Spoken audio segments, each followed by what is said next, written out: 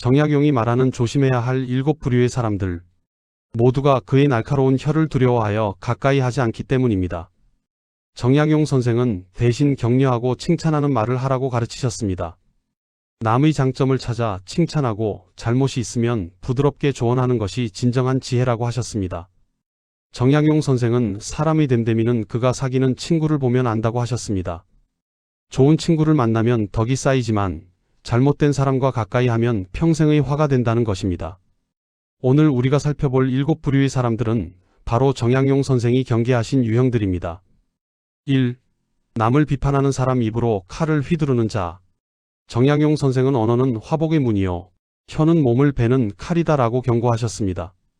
남을 비판하기 좋아하는 사람은 겉으로는 정의롭고 똑똑해 보일 수 있습니다. 그들은 타인의 잘못을 날카롭게 지적하고 세상의 모순을 비판하며 자신이 옳다고 여기는 것을 강하게 주장합니다. 하지만 정약용 선생은 이런 사람들의 진짜 모습을 꿰뚫어 보셨습니다. 비판을 일삼는 사람의 문제는 무엇일까요? 첫째, 그들은 자신의 단점은 보지 못하고 남의 단점만 봅니다. 논어에서 공자께서 다른 사람의 잘못을 보거든 자신을 돌아보라고 하셨듯이 진정한 군자는 남을 비판하기 전에 먼저 자신을 성찰합니다. 그러나 비판을 좋아하는 사람은 항상 자신은 제쳐두고 남의 허물만 찾아냅니다. 둘째, 비판은 전염병과 같습니다. 오늘 그가 다른 사람을 비판한다면 내일은 당신을 비판할 것입니다. 정약용 선생은 말조심하지 않는 사람 곁에는 가지 말라고 하셨습니다. 오늘 당신 앞에서 다른 사람의 흉을 보는 사람은 내일 다른 사람 앞에서 당신의 흉을 볼 것이기 때문입니다. 셋째, 비판은 인간관계를 파괴합니다. 정약용 선생은 18년간의 유배 생활 동안 수많은 사람들을 만났고 그 과정에서 말의 중요성을 깨달으셨습니다. 그는 좋은 말 한마디는 천냥의 가치가 있고 나쁜 말 한마디는 1000사람의 원한을 산다고 하셨습니다. 비판을 일삼는 사람 주변에는 진정한 친구가 없습니다. 비판하는 사람과 함께 있으면 당신의 마음도 점점 어둡고 부정적으로 변합니다. 그러므로 이런 사람을 멀리하고 격려와 칭찬을 아끼지 않는 사람과 가까이 하십시오. D. 입이 더러운 사람 언어의 품격을 잃은 자. 정약용 선생은 말은 그 사람의 마음을 드러내는 거울이라고 하셨습니다. 입이 더러운 사람, 즉 욕설과 저속한 언어를 일삼는 사람은 그 마음 또한 더러운 사람입니다. 조선시대에도 품위 없는 말을 하는 사람들이 있었습니다. 정약용 선생은 목민심서에서 관리들이 백성들에게 함부로 말하는 것을 엄하게 경계하셨습니다. 비록 천한 백성이라도 사람이니 어찌 짐승대하듯 욕하고 저주할 수 있겠는가라고 하시며 언어의 품격을 강조하셨습니다. 입이 더러운 사람의 문제는 무엇일까요? 첫째, 그들은 자제력이 없는 사람입니다. 정약용 선생은 군자는 신중언이라라 하시며 말을 신중히 해야 한다고 강조하셨습니다. 욕설과 저속한 말은 순간적인 감정을 참지 못해 나오는 것입니다. 정약용 선생 자신은 조선 최고의 학자였지만 결코 교만하지 않으셨습니다. 오히려 평생 배우는 자세로 살아가셨습니다. 18년의 유배 생활 동안에도 배우기를 멈추지 않으셨고 천한 농부와 어부들에게서도 배울 점을 찾으셨습니다.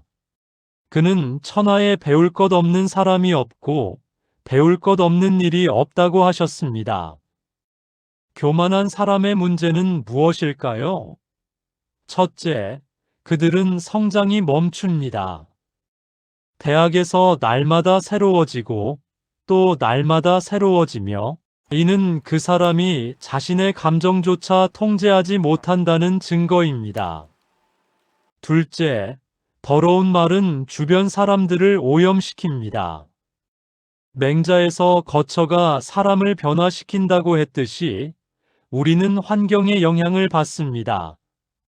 욕설을 일삼는 사람과 함께 있다 보면 모르는 사이에 당신도 그런 말을 하게 됩니다.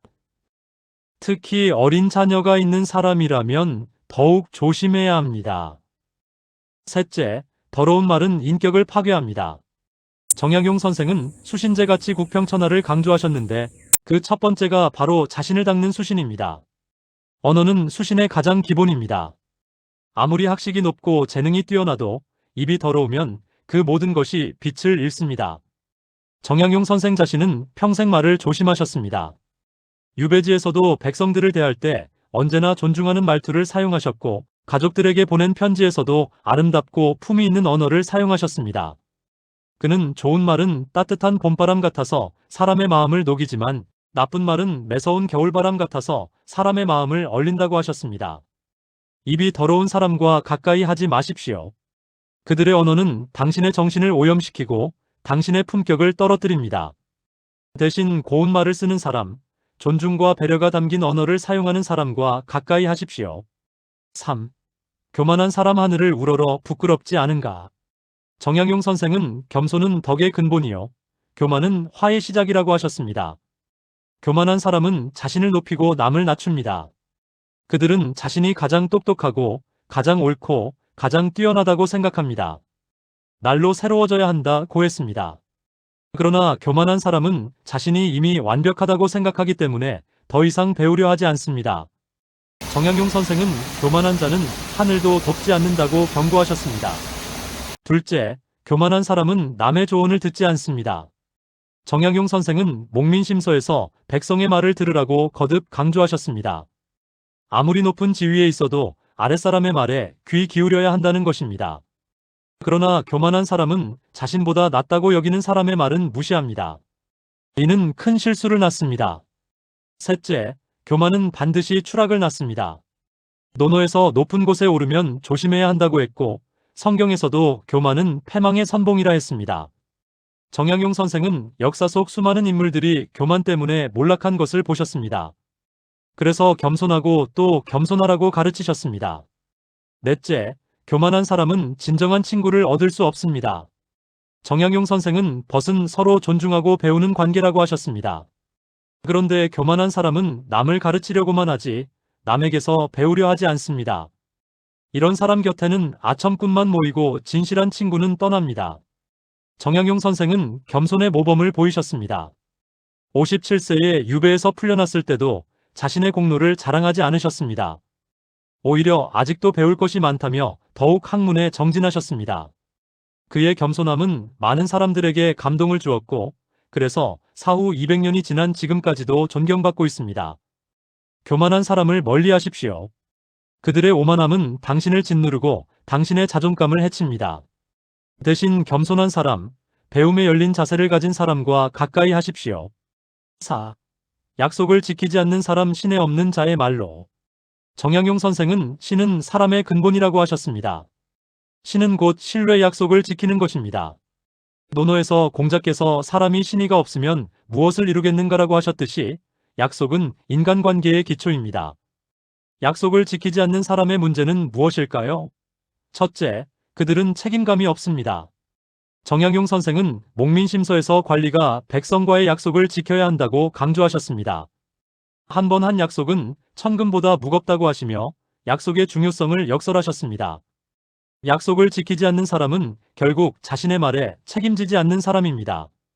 둘째, 약속을 어기는 것은 거짓말과 같습니다. 정약용 선생은 거짓은 만악의 근원이라고 하셨습니다. 약속해놓고 지키지 않는 것은 상대방을 기만하는 것입니다. 처음부터 거짓말을 하는 것과 다를 바가 없습니다. 셋째, 약속을 지키지 않는 사람과는 어떤 일도 함께 할 수 없습니다. 정약용 선생은 실학자로서 현실적인 문제 해결을 중시하셨는데 그는 일을 함께 하려면 먼저 그 사람의 신의를 보라고 하셨습니다. 아무리 능력이 뛰어나도 약속을 지키지 않으면 함께 일할 수 없다는 것입니다. 넷째, 약속을 어기는 것은 자신의 명예를 스스로 파괴하는 행위입니다. 정약용 선생은 명예는 쌓기는 어렵지만 무너지기는 쉽다고 하셨습니다. 한 번 약속을 어기면 신뢰를 잃고 신뢰를 잃으면 회복하기가 매우 어렵습니다. 정약용 선생 자신은 약속을 철저히 지키는 분이셨습니다. 유배지에서 가족들에게 편지를 보낼 때마다 약속한 날짜를 지키려 노력하셨고 제자들과의 약속도 결코 어기지 않으셨습니다. 심지어 어려운 상황에서도 약속을 지키기 위해 최선을 다하셨습니다. 그는 사람은 한 번 약속하면 비록 불리하더라도 반드시 지켜야 한다고 가르치셨습니다. 약속은 편할 때만 지키는 것이 아니라 어려울 때도 지켜야 진정한 신이라는 것입니다. 약속을 지키지 않는 사람을 조심하십시오. 그들의 말을 믿고 의지했다가는 큰 낭패를 볼 수 있습니다. 그들은 입으로는 1000가지를 약속하지만 실제로 지키는 것은 하나도 없을 것입니다. 대신 말이 적더라도 약속을 반드시 지키는 사람, 책임감 있는 사람과 가까이 하십시오. 5. 음란한 자, 절제 없는 욕망의 노예. 정약용 선생은 색은 사람을 해치는 날카로운 칼이라고 경고하셨습니다. 음란함, 즉 성적으로 문란하고 절제가 없는 사람은 자신뿐만 아니라 주변 사람들에게도 큰 해를 끼칩니다. 유교 사상에서 인간의 욕망을 부정하지는 않습니다. 다만 절제와 예의 안에서 이루어져야 한다고 가르칩니다. 정약용 선생 역시 욕망을 다스리는 것이 수양의 핵심이라고 하셨습니다. 음란한 사람의 문제는 무엇일까요? 첫째, 그들은 자제력이 없습니다. 정약용 선생은 군자는 홀로 있을 때도 조심한다고 강조하셨습니다. 그런데 음란한 사람은 욕망 앞에서 이성을 잃고 자신을 통제하지 못합니다. 이는 다른 모든 욕망에 대해서도 마찬가지일 것입니다. 둘째, 음란함은 가정을 파괴합니다. 정약용 선생은 목민심서에서 관리가 음란하면 백성이 고통받는다고 하셨습니다. 마찬가지로 가정의 가장이 음란하면 온 가족이 고통받습니다. 부부 사이의 신뢰가 무너지고 자녀들의 정서가 피폐해집니다. 셋째, 음란한 사람은 다른 사람을 존중하지 않습니다. 그들은 상대방을 인격체로 보지 않고 욕망의 대상으로만 봅니다. 정약용 선생은 모든 사람을 존중하라고 가르치셨는데 음란한 사람은 이와 정반대입니다.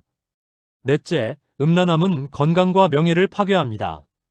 역사를 보면 수많은 영웅과 위인들이 색욕 때문에 몰락했습니다. 정약용 선생은 이러한 역사적 교훈을 잘 알고 계셨고, 그래서 색을 멀리하고 마음을 맑게 하라고 가르치셨습니다. 정약용 선생 자신은 평생 절제된 삶을 사셨습니다. 18년의 유배 생활 동안 부인과 떨어져 지냈지만 단 한 번도 음란한 행동을 하지 않으셨습니다. 오히려 그 시간을 학문 연구와 백성을 위한 저술 활동에 쏟으셨습니다. 음란한 사람을 멀리하십시오. 그들의 문란함은 당신의 가정과 명예에 해를 끼칠 수 있습니다. 또한 그들과 가까이 하다 보면 당신도 모르게 그런 행동에 익숙해질 수 있습니다. 대신 절제되고 품위 있는 사람, 가정을 소중히 여기는 사람과 가까이 하십시오.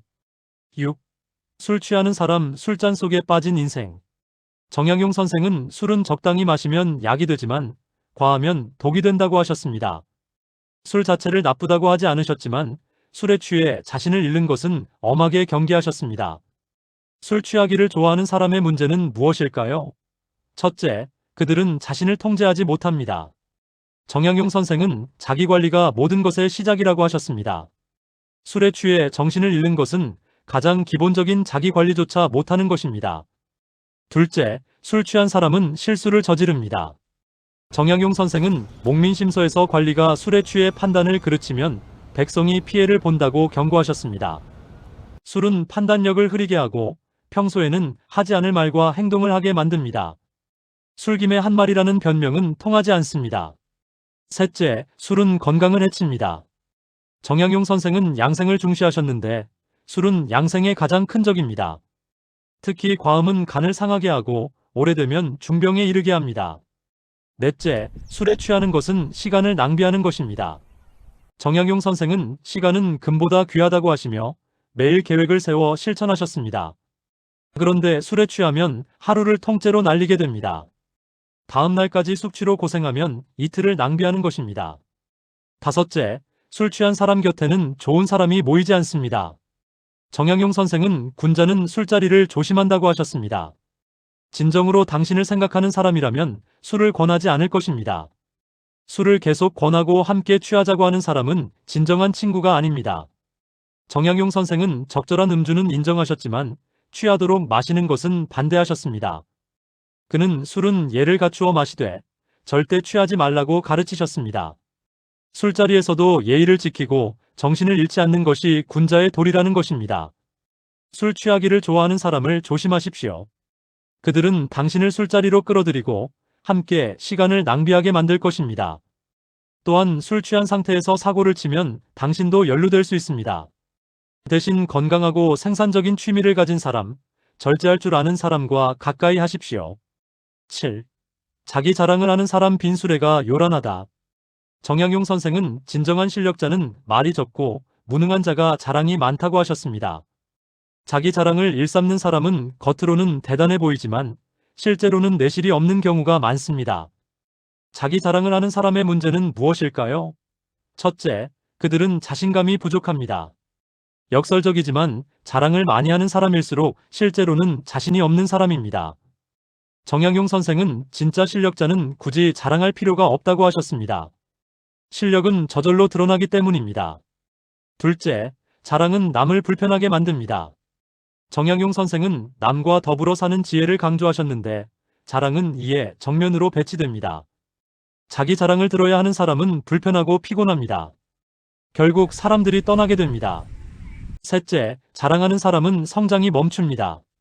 정약용 선생은 자만하는 순간 발전이 멈춘다고 경고하셨습니다. 자기 자랑에 빠진 사람은 자신이 이미 훌륭하다고 생각하기 때문에 더 이상 노력하지 않습니다.